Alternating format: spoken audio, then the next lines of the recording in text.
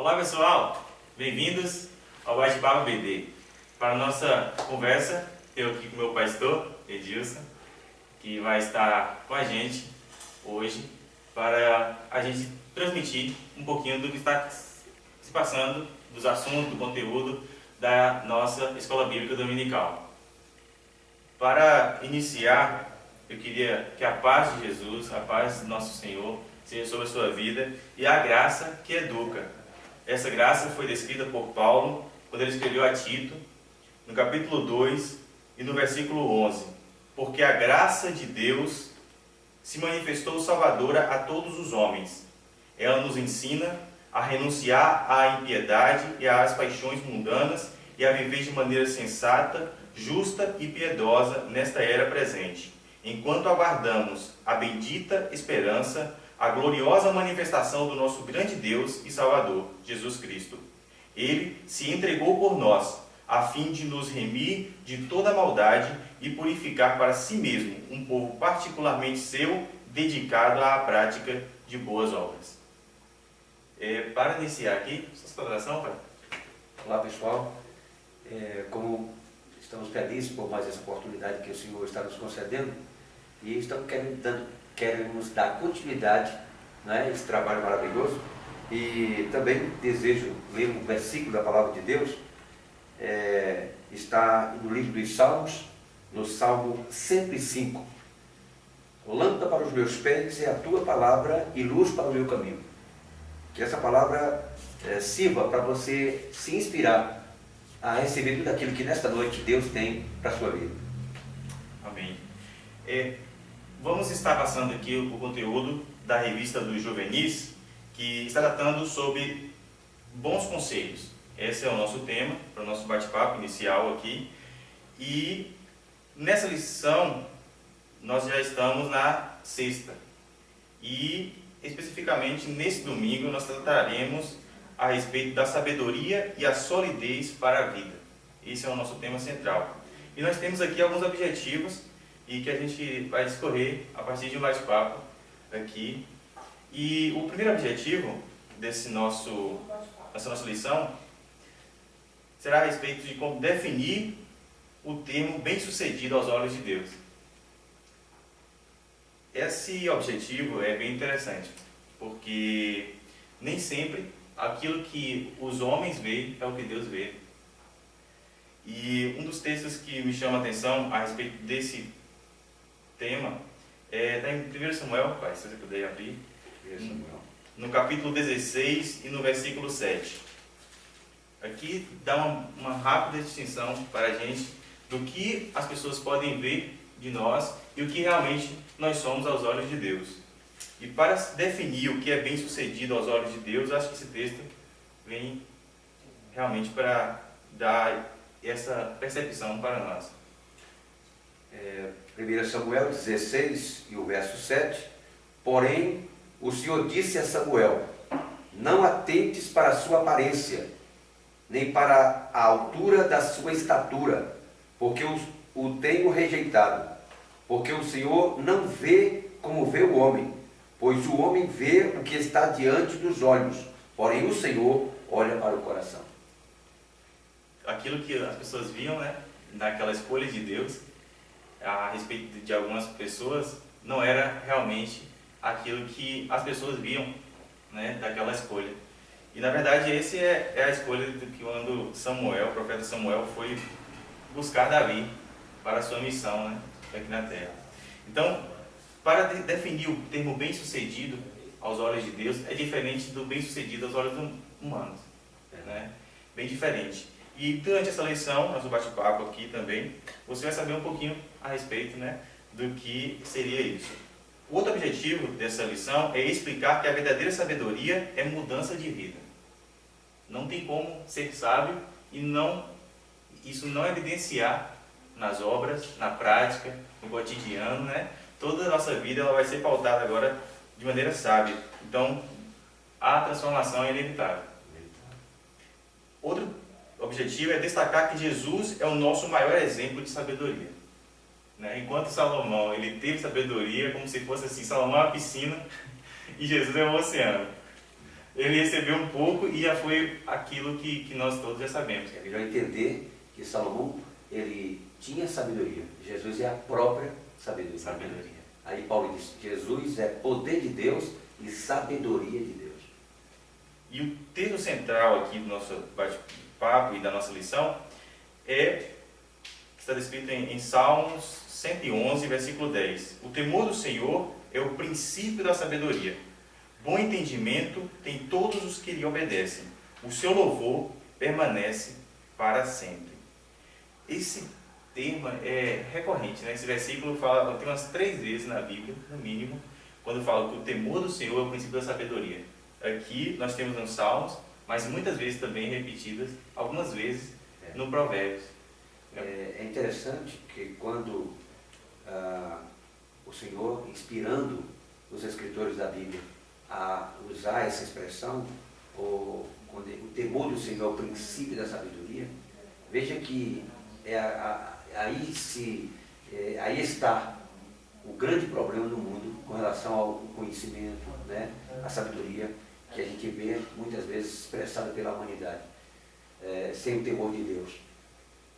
Se a pessoa não tem o temor de Deus, se a pessoa, primeiramente, não teve uma experiência real com Deus, por mais que essa pessoa venha falar da criação de Deus ou de qualquer outra coisa nesse mundo, esse conhecimento está comprometido. O temor do Senhor é o princípio da sabedoria. É isso que a gente vê nessa passagem.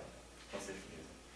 E dentro desse, como você puxou esse link sobre sabedoria e conhecimento, né? Essa distinção eu achei interessante, que eu vi uma máxima que eu achei interessante. Isso que é fácil para que todos possam discernir a respeito disso.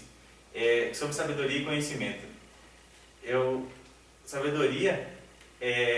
Conhecimento é saber que o tomate é uma fruta.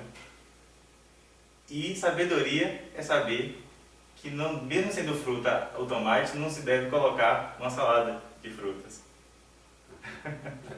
Isso evidencia a diferença entre sabedoria e conhecimento, né? Às vezes, hoje nós estamos com uma informação acelerada, né? Todos nós temos acesso à informação de maneira rápida, mas ao mesmo tempo vemos pouca sabedoria, né? Discernir qual é o melhor caminho para viver, e assim nós vemos muitas pessoas tendo uma vida totalmente diferente, né? Que se estivesse realmente utilizando a sabedoria, principalmente a divina, se daria muito melhor. Eu sempre, Samuel, tenho observado que no tempo passado, as expressões das pessoas sábias, elas tinham mais solidez. Hoje não nos impressiona tanto as pessoas por causa da pressa. Veja que as pessoas hoje têm muita pressa de comunicar o que sabem, muitas vezes sem investigar as causas, sem investigar mesmo as coisas de onde elas procedem. E então, no tempo passado, não, as pessoas não tinham essa pressa. Quando se chegava a uma conclusão, tinha-se muita solidez, tinha muito fundamento. Hoje, do mesmo jeito que chega uma expressão de conhecimento, logo é substituída por outro, devido muitas vezes não se ter a preocupação de aguardar. Por isso que Provérbio, não é, ou pelo menos podemos citar diretamente Eclesiastes, há tempo para todas as coisas. Né? É bom esperar um pouquinho para que, na verdade, quando essa verdade chegar à tona, ela possa ter mais fundamento do que a gente tem visto. Verdade. Né? E é interessante quando você falou isso, pai, porque quando esse tema fala de solidez, isso vem a confrontar a nossa sociedade atual, contemporânea. Porque nós vivemos eu vi um pensador dizer que nós estamos numa era líquida.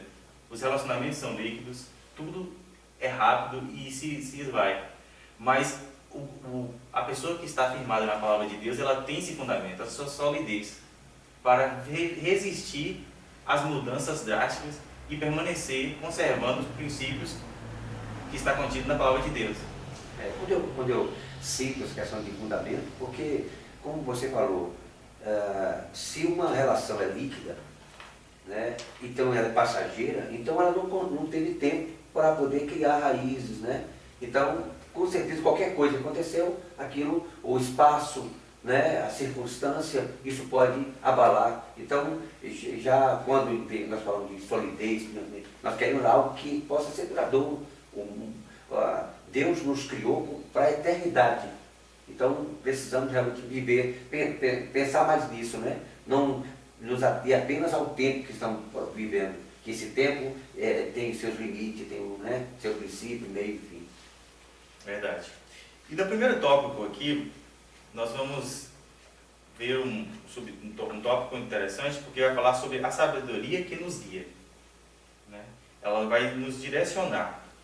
E, infelizmente, nem todos buscam essa sabedoria, né? A sabedoria divina, para definir e guiar as suas vidas. Confundem, né, com conhecimento, esperteza, passando a prejudicar o próximo e se ensoberbecendo. Um dos grandes inimigos da sabedoria é a soberba, porque a soberba, como está descrito no Provérbios, precede a ruína. Porque, na verdade, Samuel, quando o ser humano ele tem consciência que a sua vida precisa ter uma direção, e esse objetivo tem que ser definido. Então aí, olha como é importante ter alguém que possa nos sustentar, porque não são poucos os exemplos de pessoas que tinham foco, tinham objetivo na vida e não chegaram. E aí, isso para alguns que têm a capacidade de rever os seus erros e depois prosseguir, tudo bem. Mas um bom número de pessoas, elas ficam frustradas a ponto de desistir completamente dos seus objetivos, né? Sem contar aqueles que muitas vezes até se acabam, né? Porque se frustraram diante da sua incapacidade de continuar. Sim. E é louvável, né, que buscarmos conhecimento, né? Isso nós não estamos isentando as pessoas que têm conhecimento, que também não possam ser sábios, mas também, em contrapartida, fazer desse conhecimento uma sabedoria para as suas vidas, né? E não ficar apenas no conhecimento em si. Porque a sabedoria, por meio dos bancos escolares, até para termos uma formação acadêmica e uma profissão, isso é válido. Mas, além disso, né, nós sabemos que quando Jesus veio à Terra, um dos discípulos questionou, depois de muitos o deixarem Jesus, vai dizer: Senhor, para quem iremos nós? Só tu tem a palavra de vida eterna. Ele discerniu que aquela postura das outras pessoas estava totalmente equivocada, que pois eles virando as costas para Jesus, eles estavam vivendo uma dimensão falível. Mas em Cristo, aquele discípulo, Pedro, ele tinha realmente a solidez para manter a sua vida. Você vê que está o fundamento aí, está na proposta de Jesus e na segurança que isso representava. Porque aquelas pessoas que deixaram Jesus, no cenário que Jesus apareceu, diz a Bíblia que as pessoas estavam em trevas densas mesmo, né? Estava realmente na escuridão. A luz raiou para eles e eles preferiram amar as trevas do que a luz. Porque para onde eles foram então? Né? Onde acharia alguém? Porque Jesus, Samuel, eu costumo sempre dizer isso na igreja, Jesus, ele é exclusivista nessas posições com relação à vida. Ele disse: eu sou o caminho, eu sou a verdade e eu sou a vida. Porque se ele dissesse: eu sou um caminho, então abriria possibilidade de outros, né, também ser uma proposta. Mas Jesus não. Eu sou o caminho, eu sou a verdade, única, exclusiva, verdadeira, né? Sim. E a vida. Ninguém vem ao Pai senão por mim. Verdade. Eu amo Jesus por isso, porque aí a gente concorda plenamente com o que Pedro diz. Para quem iremos nós? Só tu tens palavra de vida eterna. E o do segundo tópico aqui da nossa revista vai dizer sobre a obediência a Deus, princípio da sabedoria. Né? Obedecer a Deus é o primeiro passo para que se obter a sabedoria divina. Em Tiago, no capítulo 1, se você puder abrir, por favor, no versículo 5, vai dizer onde obter a sabedoria. Né? E com qual intuito, com qual objetivo. Né? Porque muitos pedem, mas Deus não concede porque pede mal. Para que objetivo? O objetivo não glorifica a Deus. Né? Versículo 5. O texto diz: e se algum de vós tem falta de sabedoria, peça-a a Deus, que a todos dá liberalmente, e o não lança em rosto, e ser-lhe-á dada. Peça-a, porém, com fé, não duvidando, porque o que duvida é semelhante à onda do mar que é levada pelo vento e lançada de uma para outra parte.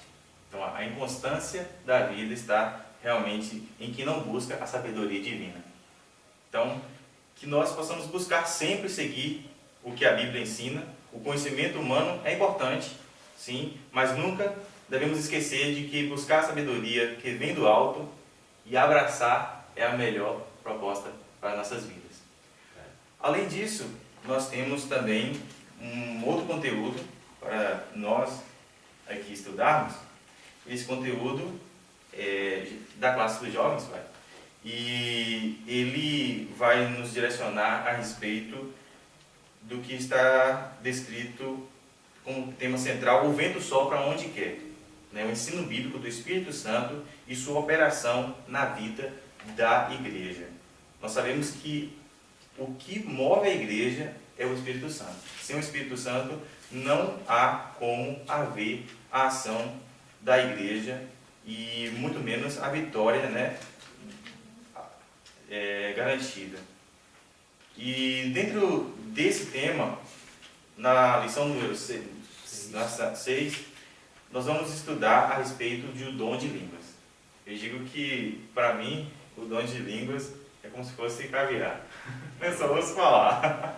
Então eu vou pedir muito a sua ajuda aqui agora, porque eu quero conhecer mais a respeito disso. Eu sei que tem inúmeras experiências, desde a juventude até hoje, e eu tenho certeza que a gente precisa falar muito a respeito desse tema. É um tema muito polêmico, há muitas discussões a respeito, e o próprio autor da revista colocou isso para a gente. Nós não estamos aqui apenas num viés, mas nós estamos também entendendo que existem outras interpretações, e a partir disso nos firmando na palavra. O que a palavra diz. E um do texto central aqui é em 1 Coríntios, no versículo 14, versículo 3, que diz assim: pelo que o que fala língua estranha, ore para que a possa interpretar. Nós sabemos que a língua, no intuito coletivo da igreja, ela tem também um intuito principal de edificar. E a edificação só vem através da interpretação. Então, no meio coletivo, é bom que além da que a pessoa tenha o dom de línguas, é que interprete. Mas algumas experiências, queria que você compartilhasse comigo. Nós já citamos no nosso primeiro trabalho, de que o falar em língua estranha é um sinal do batismo do Espírito Santo. Sim. E naquela oportunidade nós falamos de que uma pessoa, ele pode falar língua estranha apenas no momento que foi batizado e não continuar mais falando, porque essa pessoa não tem o dom de variação de línguas. Sim. Toda vez que essa pessoa receber uma renovação espiritual, ela vai falar em línguas, para que a pessoa saiba que ela foi renovada, porém não vai continuar também, devido a não ter o dom de línguas. Sim. Mas a maioria das pessoas que são batizadas com o Espírito Santo, elas continuam falando. A maioria das pessoas recebe o dom de variações de línguas logo após o batismo do Espírito Santo. Sim. E é interessante também citar que em Atos dos Apóstolos, no capítulo 2, diz que eles começaram a falar. Quem dá as palavras é o Espírito Santo. Mas quem fala é o crente. É por isso que a gente tem visto algumas coisas. E Paulo percebia que algumas pessoas exageravam quando estavam falando língua estranha, a ponto de emitir sons que se percebia que eram exageros. Aí Paulo tenta corrigir as pessoas, dizendo: olha, se um instrumento, uma corneta, por exemplo, ela tem um som incerto, então as pessoas que estão esperando esse som para ir para a guerra, por exemplo, não irão, porque não foi um som como se esperava. Sim. Assim também ele diz que há muitos sons e todos os sons precisam ser distintos para se entender. Então, por exemplo, eu vou contar uma experiência rapidamente aqui de uma irmã que ela chegava na igreja e quando ela se alegrava, quando ela se enchia de Deus, quando ela recebia a renovação do Senhor, ela transmitia ou ela emitia um som como se fosse um trem chegando na estação. Mas era uma coisa tão forte que incomodava. O pastor Dom Dodi, que contou essa experiência, ele disse que ele ficou muito preocupado, embora vendo aquela irmã, uma pessoa que tinha um comportamento excelente, mas que tinha, né, essa manifestação da igreja, e isso estava causando um certo desconforto. E ele pediu a Deus para que Deus lhe orientasse. Então ele buscou a palavra, a orientação, principalmente naquilo que Paulo fala sobre falar e abundar no dom, exercitar o dom para falar distintamente, porque, como você acabou de dizer, sobre o texto, o áudio, né? A proposta é que quem tem o dom de língua, já que também o seu comportamento de falar língua estranha será no meio da igreja, é preciso que essa pessoa, ao falar língua estranha, também possa interpretar. Não é? E aí vem um outro dom, que ele tem o dom de variações de línguas e o dom de interpretação de línguas. E aí o pastor explicou que a pessoa, muitas vezes, na emoção, a pessoa pode estar emitindo sons que não é realmente língua estranha. E aí a irmã que estava ali ouvindo entendeu. O pastor até ficou preocupado se a irmã ia entender, sim, mas graças a Deus ela entendeu. E no final do culto ela abraçou o pastor e disse, pastor, que ela reconhecia que ela, embora que realmente ela estava cheia do poder de Deus, mas aqueles sons que estava produzindo era ela. Ele garantiu ao pastor, até um tom né, cômico, que ela disse, o trem não chega mais na estação. Né? Então, realmente, nós temos visto pessoas que muitas vezes, quando estão falando de estranha, ou pelo fato de não exercitar o dom, de estar sempre falando o dom. Nós temos um pastor do Paraná, Luciano Subirá, ele tem alguns livros editados, muito bons, e ele, em um dos seus livros, ele diz que é muito bom, é importante, é maravilhoso quando o crente, na verdade, exercita o dom de línguas, porque isso lhe dá uma condição espiritual muito boa. E Paulo diz que quem fala língua estranha edifica-se a si mesmo. Então, no momento que a pessoa está falando línguas, por exemplo, se eu estiver orando e passar uma hora falando em línguas, o meu espírito ora bem. Porque Deus é espírito e há uma ligação forte do meu espírito com Deus, naquele momento, devido à ação do Espírito Santo. Mas o meu entendimento fica sem fruto. Sim. Aí, Paulo, como é que eu vou resolver essa questão? É bom falar língua estranha, porque eu edifico a minha vida espiritual, porém, o meu entendimento, pelo fato de não saber o que eu estou falando, então me deixa completamente, nesta parte, sem edificação, sem o devido conhecimento que eu devia ter daquilo que estou fazendo, não é? E aí, o que acontece? Aí Paulo, ele explica que devemos fazer o seguinte, temos que orar em línguas, sim, orar no Espírito, como ele usa a expressão, e orar no entendimento. Então, se eu for orar uma hora, eu posso falar língua estranha e falar no meu entendimento, para que eu possa estar orando com edificação espiritual e, ao mesmo tempo, enriquecendo o meu entendimento naquilo que eu estou falando com Deus. Então, é muito importante, é um dom que inclusive Paulo mesmo fala, não proibais falar língua estranha, não pode se proibir.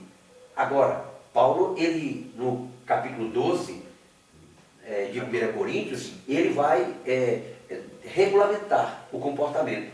Ele vai dizer, não se pode fazer de qualquer maneira, tem que ter ordem, tem que ter decência. E tem também que ter, na ordem, por exemplo, dar o lugar devido. Mesmo quando uma pessoa estiver profetizando, se Deus revelar a uma outra pessoa, aquele primeiro que está pronunciando, está profetizando, deve calar para que o outro possa continuar. E assim todos possam, no culto, ter a oportunidade e também ser usados por Deus. Então era uma forma de ajudar os irmãos no comportamento para evitar que virasse uma confusão. Porque você imaginou, se todos, onde há o Espírito Santo, tem liberdade. Então cada um começa a falar língua estranha, chega uma pessoa que não é crente, que não entende aquilo, vai sair da reunião achando que todas as pessoas estão fora de si, sem juízo, sim, do que estão falando dele, não é? Bem diferente daquilo que Paulo escreveu também à igreja em Éfeso, no capítulo 5 de sua carta, no versículo 18, diz, não se embriaguem com vinho, que leva à libertinagem, mas deixem-se encher pelo Espírito. Olha só a distinção que ele faz. Se há libertinagem, isso não é nada vinda do Espírito, mas, pelo contrário, mas se tiver o Espírito Santo, com certeza ela vai haver uma harmonia no culto a ponto de trazer muito mais edificação do que até mesmo escândalo. Esse é o maior objetivo, sem dúvida, do apóstolo Paulo Com relação a essa questão de se encher do Espírito, é importante também lembrar, é muito importante lembrar que Paulo chega a dizer que quem profetiza é maior do que quem fala em língua. Mas essa expressão de maior aí tem sentido o seguinte, porque o dom de profecia traz mais edificação. Sim. Não é? Não tira o mérito todos os dons são importantes, importantíssimos para a igreja. Nenhum pode ser desprezado pelo fato de ser colocado como maior, como dom de profecia, mas é pelo seu grau de edificação, porque as pessoas entendem diretamente o que Deus está falando. Então, enquanto o dom de línguas é mais para o espírito da pessoa, e muitas vezes, pelo fato de ser línguas estranhas, então fala a Deus em mistério, e por isso a pessoa não entende. Não é? Então, eu só queria colocar para que houvesse esse entendimento. Vamos buscar, vamos pedir ao Senhor para que dê realmente os dons espirituais. Inclusive, a Bíblia diz que o dom de línguas, ele é um sinal para os infiéis. Porque toda manifestação espiritual, desde o derramamento do Espírito Santo em Atos dos Apóstolos, o que foi que atraiu as pessoas para a igreja? Foi justamente o sobrenatural. Eles estavam falando línguas, alguns entendiam quando falavam na sua própria língua, e outros que não falavam aquela língua, para ele era língua estranha. Então, como é que pode? Se todos eles são judeus, Sim. nativos, e estão falando outras línguas. Sim. Então o dom é importante tanto para a questão de atração, como também o dom de profecia é para a edificação, diretamente. Não é? Sim. Dentro desse contexto geral, há um certo preconceito, né, das pessoas que não falam para aqueles que falam. Né? Ficam aqueles dois grupos distintos. E um dos principais é por estar relacionado à língua estranha da principal carta, onde uma igreja que tinha todas as dificuldades envolvidas. Mas na verdade não quer dizer que era o dom que estava fazendo com que a igreja viesse a estar naquela situação, mas porque Paulo, por ser um discipulador, né, por tentar melhorar a conduta da igreja, ele também fala a respeito das línguas, junto nesse texto, né, que está descrito todo esse capítulo. Mas para adiantar aqui nosso bate-papo, em Marcos, Jesus falou sobre isso. No capítulo 16, e versículo 17 e 18, se você puder abrir, vai ser muito importante, porque aqui Jesus ele fala a respeito de curas, mas também fala de línguas. E por alguns acreditarem que existe o cessacionismo, né, que era só para a igreja primitiva, nós podemos dizer que se uma coisa não está acontecendo mais, então as demais também estão comprometidas. Então não devemos ser...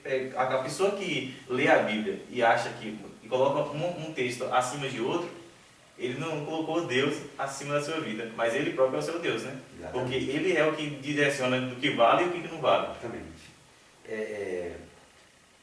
Aqui no capítulo 16, Marcos, né? Do Evangelho de Jesus, segundo São Marcos, o versículo 17, é o que você citou. Sim. Ele diz aqui: e esses sinais seguirão aos que crerem. Em meu nome expulsarão os demônios, falarão novas línguas. Então, a gente vê as pessoas expulsando, nós expulsamos demônios, não é? Pelo poder de Deus, em nome de Jesus. E aí Jesus fala sobre a questão de falar em novas línguas, que era um poder também. Olha como ele cita algo que vai ser importante para a manifestação da igreja no mundo, como luz do mundo, como ele citou, é justamente isso aí, mostrando que há em nós um poder extraordinário, uma capacidade que inclusive isso demonstra que é algo além da capacidade humana. Né? Porque se a gente apenas falasse com o intelecto, apenas com as manifestações comuns, racionais, então as pessoas podiam medir a gente por esse nível. Mas quando há uma manifestação, então a pessoa percebe que é uma capacitação além da capacidade humana, então além do normal. E aí isso só pode vir de onde? De que fonte? Aí a pessoa vai pela Bíblia encontrar que essa capacitação quem dá é o Senhor. Verdade. E uma das grandes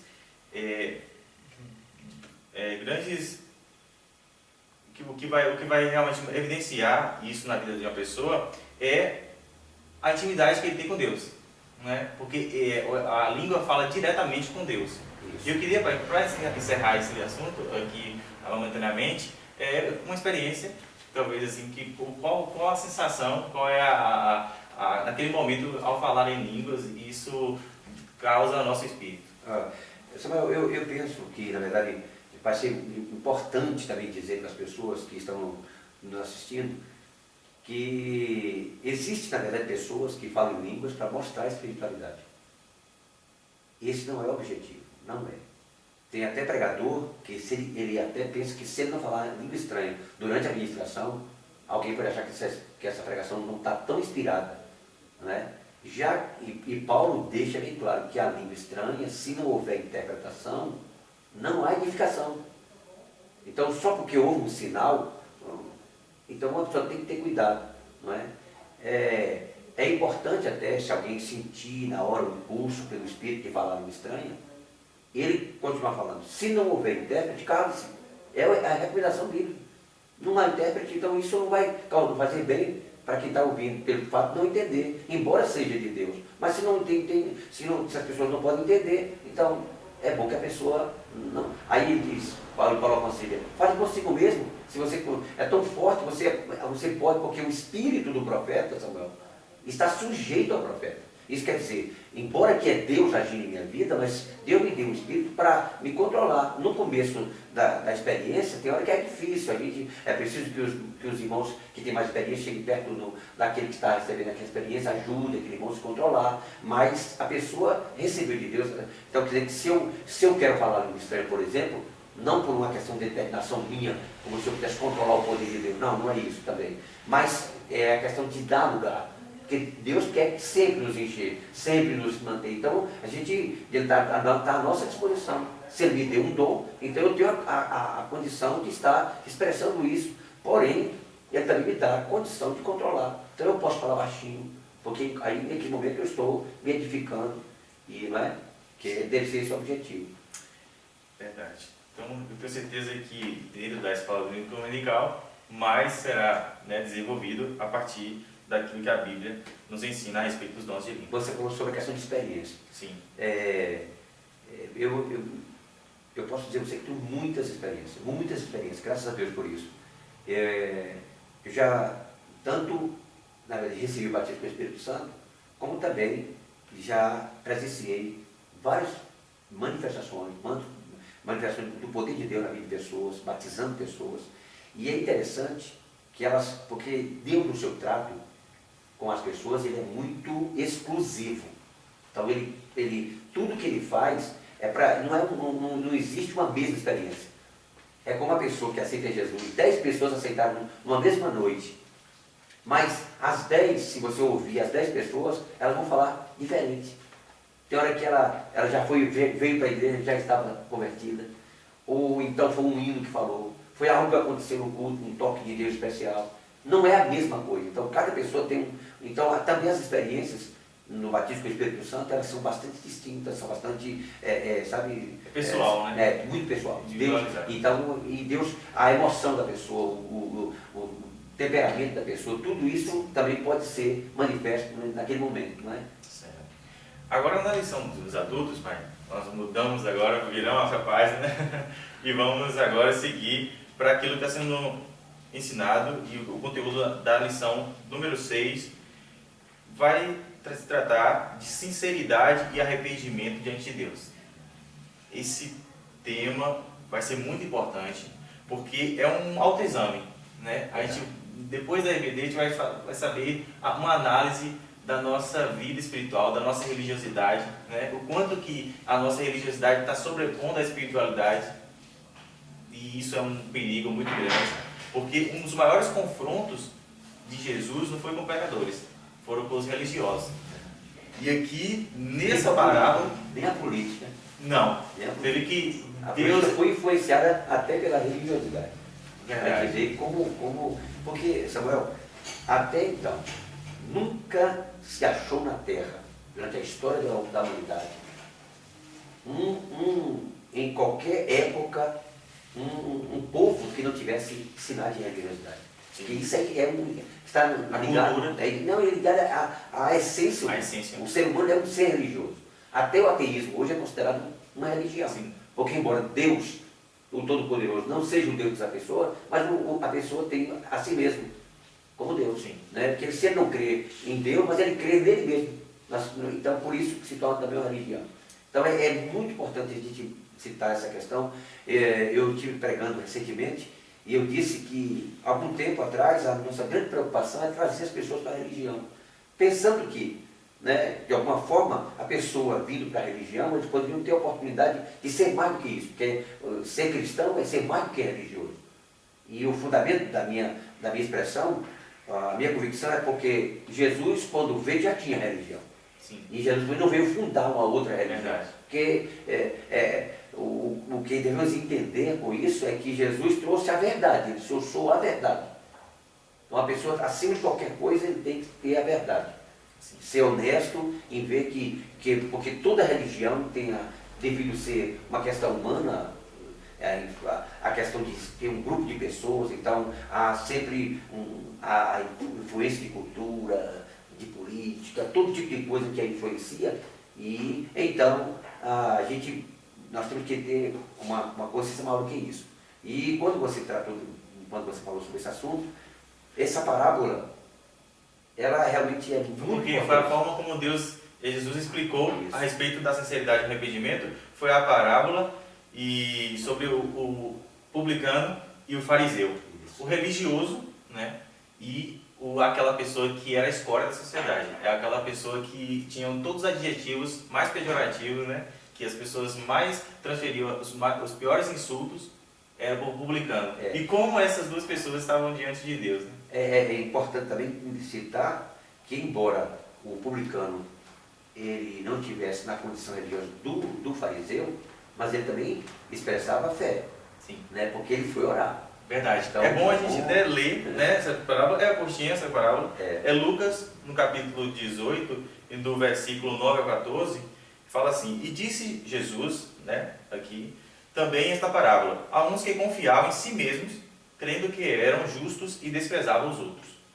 2 homens subiram ao templo a orar, um fariseu e o outro publicano. O fariseu, estando em pé, orava consigo desta maneira: Ó Deus, graças te dou, porque não sou como os demais homens, roubadores, injustos e adúlteros, nem ainda como este publicano. Ele se considerava melhor do que o outro. Jejuo 2 vezes na semana e dou o dízimo de tudo quanto possuo. O publicano, porém, estando em pé, de longe, nem ainda queria levantar os olhos ao céu, mas batia no peito, dizendo: Ó Deus, tem misericórdia de mim, pecador. Digo-vos que este desceu justificado para a sua casa, e não aquele. Porque qualquer que a si mesmo se exalta, será humilhado, e qualquer que a si mesmo se humilha, será exaltado. Eu tenho certeza que o desfecho dessa parábola causou um constrangimento quase que geral. Que ninguém podia imaginar que no final o fariseu perdesse. Quem era o publicano para os judeus? Assim? Porque o fariseu a gente tem é fácil a gente, né? qualquer pessoa. O publicano, ele na verdade, ele era primeiramente um traidor. Porque embora judeu, mas trabalhava para Roma, né? Cobrando impostos, e não somente isso, que isso já era suficiente para ser um traidor. Mas eles ainda exageravam, cobrando a mais.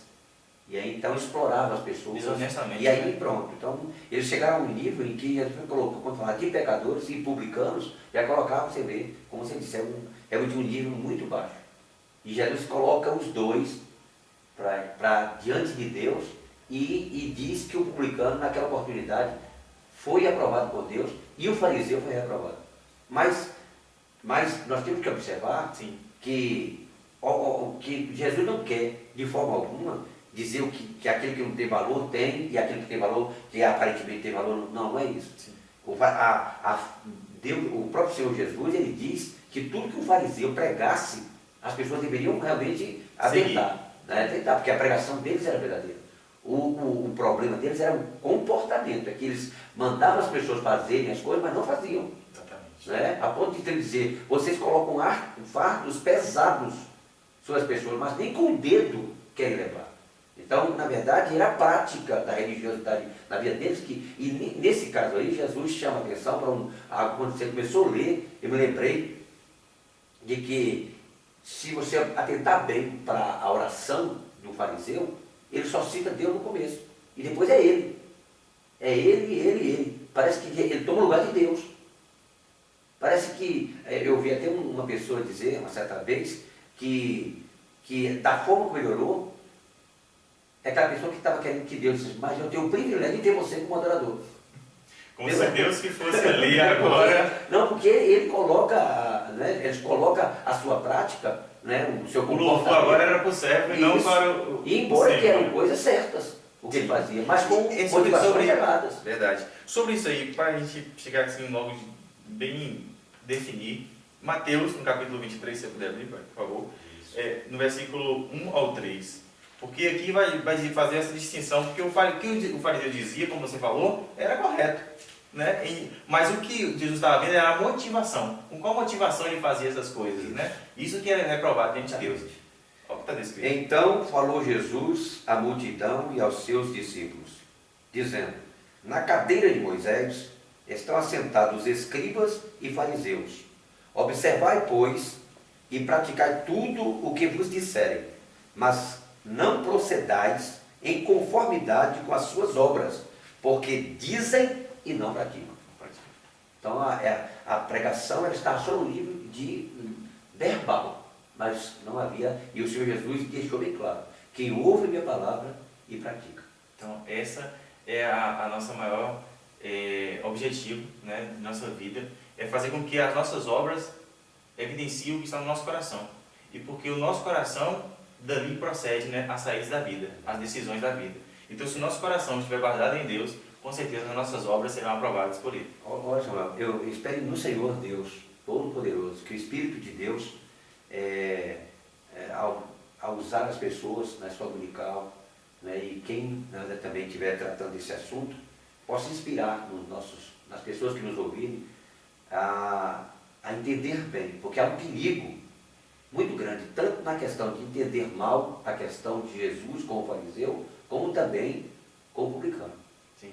Porque se o publicano apenas se comportasse também naquele momento, ao sair dali e voltasse à mesma vida, então não tinha nenhum valor. Todos nós precisamos de Exatamente, arrependimento. Né? arrependimento, mudança de comportamento. Porque o arrependimento é parar. Né? Tem pessoas que pensam que o arrependimento sem conversão também não é completo, não é tudo que Deus quer. Porque Deus quer que você pare no seu erro, mas que você tome a direção certa. Então me arrependi, então eu parei. Me converti, aí tomei a direção que devo tomar. Né? Eu estava indo para o inferno, agora vou andar para o céu. Então, se Jesus disse àquela mulher, a adúltera que foi apanhada no ato adulterando e que foi levada para ser condenada, vai e não peques mais. O que Jesus disse para aquela mulher não é como a gente deve entender, ou como devemos entender isso. Sim.